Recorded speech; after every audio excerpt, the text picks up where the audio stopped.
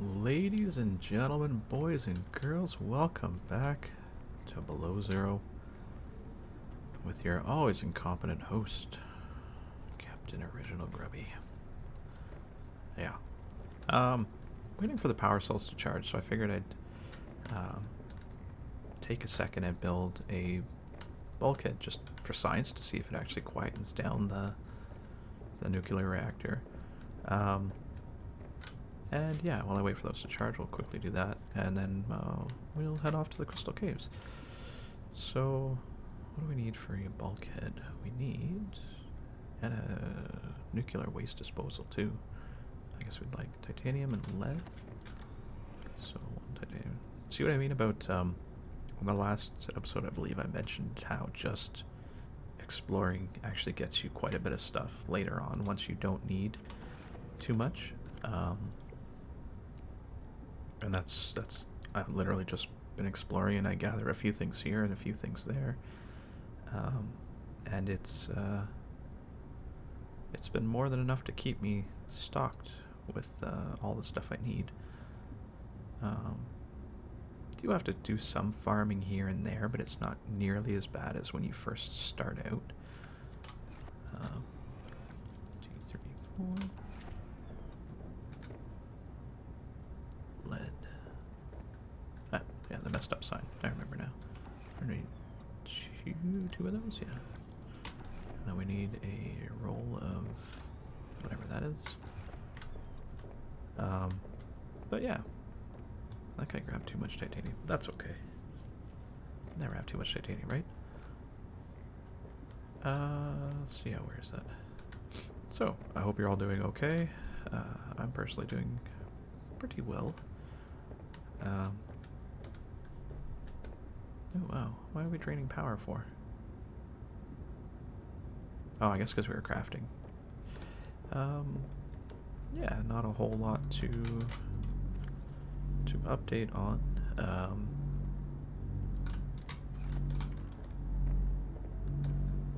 Been trying to use Facebook Marketplace to try and swap graphics cards.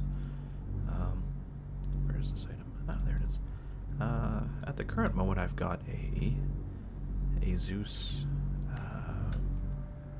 RTX 3070 Dual, which is the twin fan model. And I was incredibly lucky and fortunate to get it. I literally went to the store every day before they opened and just camped. And just every day I'd go in there and ask if they had any. And lo and behold, I guess they had someone who ordered at multiple stores and just happened to cancel an order after they got one at another store. And happened to get my hands on one. Let's see what this does. Not the greatest 3070. So I've actually been trying to see if I can swap it with some cash for a Strix version. I don't know what I'm doing. I want to build a bulkhead, right? But I haven't been too lucky with that, which is whatever. I mean, I still have the card. It's not a bad card. It's a good card. The one thing that really bugs me about it is it has a blue and purple LED on it. Kind of ruins the whole vibe of the case. I know it doesn't really matter, and that's perfectly okay. How do you put a bulkhead in? Hello? How do you do this? Shoot. Do I need a longer tunnel? Crud. I guess I gotta do it. No? Okay, well this doesn't work the same as bulkheads in... Oh, it does. You just need a tube. I have to actually put a tube in. Oh, I'm not rejiggering that whole thing to put a tube in. God darn it. Ah, crud. Okay. I am gonna rejigger it, but I'm not gonna do it on camera. Let's go to the Crystal Caves. We'll worry about that later. Let's put this stuff away. But yeah, and the color scheme is kind of, it's silver and whatever, and I know it sounds petty, not petty, but I don't know what the word is. Like, what the word I'm looking for. I'm grateful to have it. I'm not ungrateful. You know, I'm happy I have it, and you know, if I can't trade it, then so be it. I really don't care. What was here again? You're number 3. You're number 2, I think. Yeah. Oh, my power cells. I need those. But it would be nice to trade it for the bigger model. This one's more also for like a small form factor case. It's about 3 or 4 inches shorter because it doesn't have the extra fan. And it's also a 2.5 slot, I think. I think most of them are 2.5 slots, but I wouldn't mind the Strix version. I think it's a little more powerful. Not much, but still. I don't think it would just look better. I think I'd need an anti-sag bracket, because even this one... Oh, right, I gotta put the batteries back in. This is what happens when I talk and play. This is why I hardly ever talk about things I just play, because I'm bad enough as it is. Yeah, I've got a Lian Li Landcool 2, and even this twin fan version, I'm seeing quite the bit of sag on it. I think the pilot last known is where we need to go, isn't it? Where the crystal caves are? Oh no, yeah, no, yes, yeah. Again, beacons. I can't stress enough. Beacons, beacons, beacons, beacons, beacons. Use beacons. They're so incredibly handy. But yeah, you can definitely notice a bit of sag on that card, which is... And it's got a nice full metal backplate and everything, but it's still sagging just a tiny bit. And I know Lian Li makes a anti-sag kit, which is pretty tidy looking. Like, it literally is just a little piece that you replace one of the motherboard screws with, and it's all blacked out. Thankfully I have a black motherboard, and it's just got a little foot on it that just holds the end of the card up. So it's nice, it's clean. It's not cheap, which is kind of sad considering what it is. It's literally 2 pieces of metal and a screw, but I think it's like 30 or 40 bucks for it.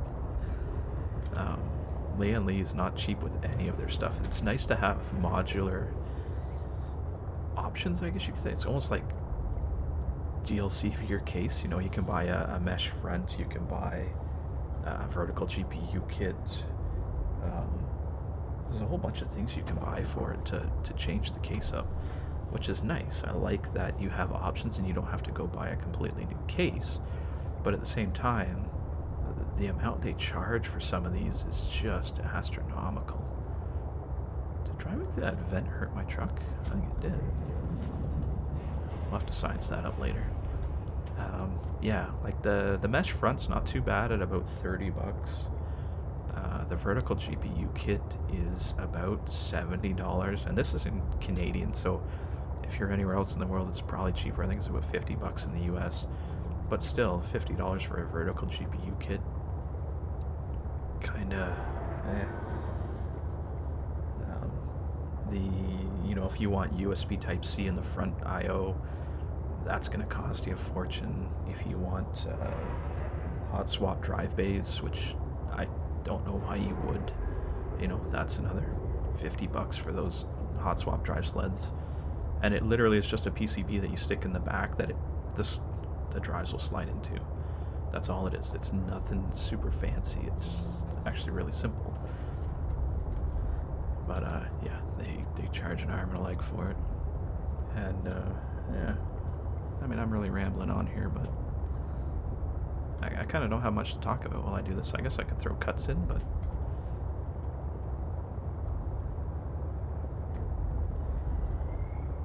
I guess chatting a little bit. And yeah, let me know in the comments below what kind of rig you're running. And yeah, because I know when I started out, I mean, I've been building PCs since the very late 80s, early 90s. I mean, my first PC that I ever built was a 486, I think, DX266 or something. I can't remember that far back, and I built it literally to play Flight Simulator, and that's what I did with it. And it was fun. I loved it, and then ever since I've always just built my own PCs, and I totally understand the, I hope I'm going the right way. I bet you I'm going the wrong way, and this is just going to be a wasted.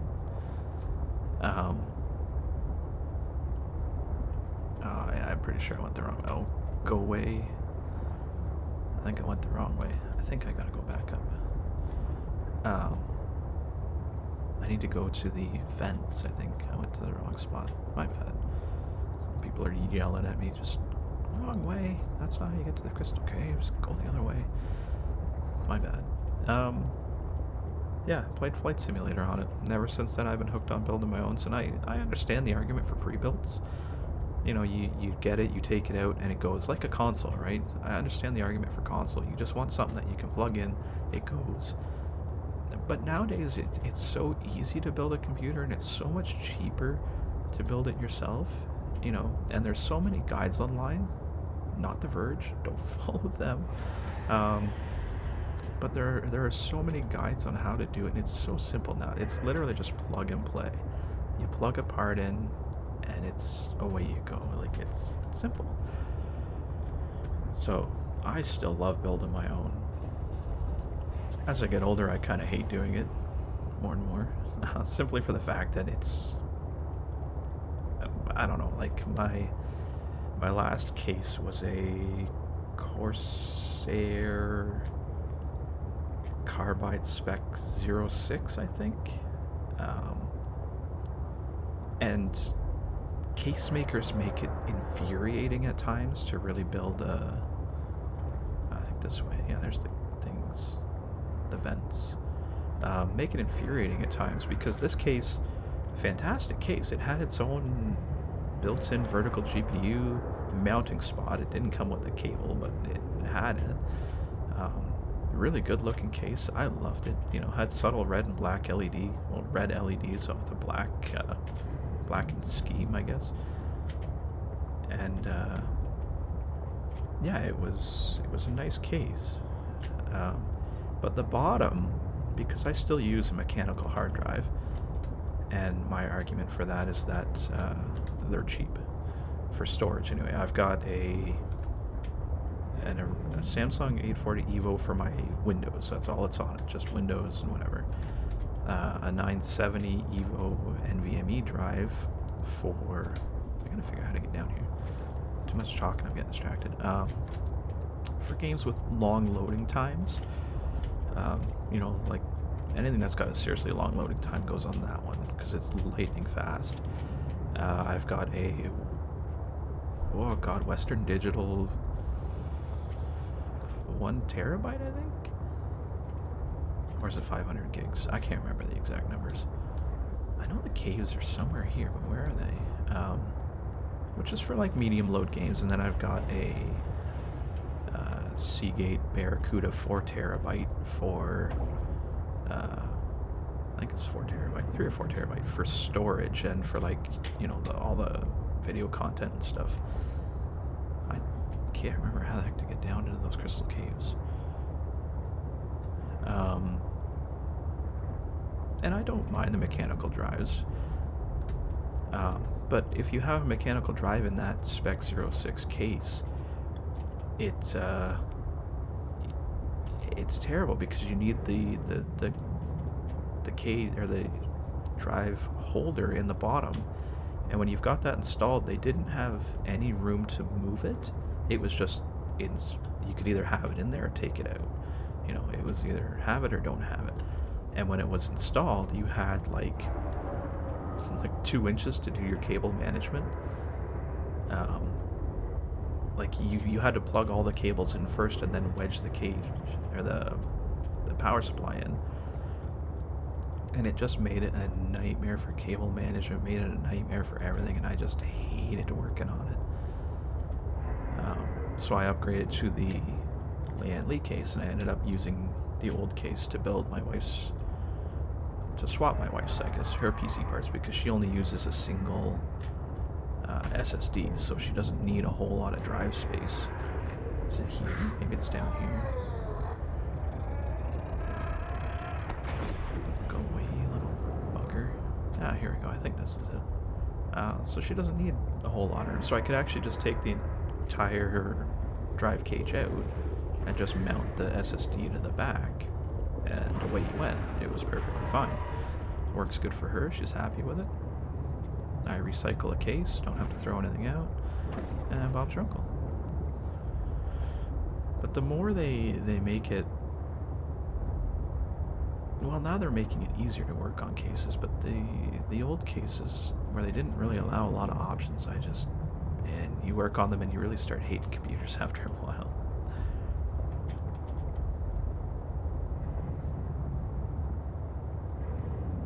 And I'm not one who's super, I don't know what the word is, but super crazy about cable management. I mean, sure, it looks clean, but no one's looking at my computer except me, you know? And if you have closed inside panels, then who really cares what it looks like? You know, no one's gonna see it, and unless you're showing it off or taking pictures, then who cares, right? And now I've rambled on about computer cases for the last 10 minutes, and we've finally reached the Crystal Caves. Now we gotta watch out for the Leviathans, who is right there. Come on, buddy. Come get your shotguns. Shocky? No? I don't know if I run into you, you won't shock me, will you? Now we gotta find... What's his face was talking about? Chad.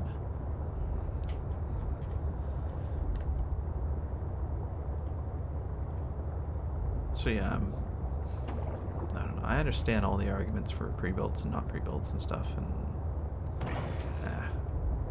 sometimes it's nice just to have things that work. Just plug it in, away it goes. You know, I understand that whole argument. I still think it's cheaper and more efficient to build your own, but to each his own, right? You just want something that works, go pre-build. You want to save a bit of coin, build your own. You want to save a bit of headache, pre-build. Just a little bit. Plus you get the warranty too. The warranty on a pre-build's kind of nice. With the warranty on your own stuff, you gotta, you know, you have to be filling out warranty cards. You gotta keep all the packaging proper, and you know,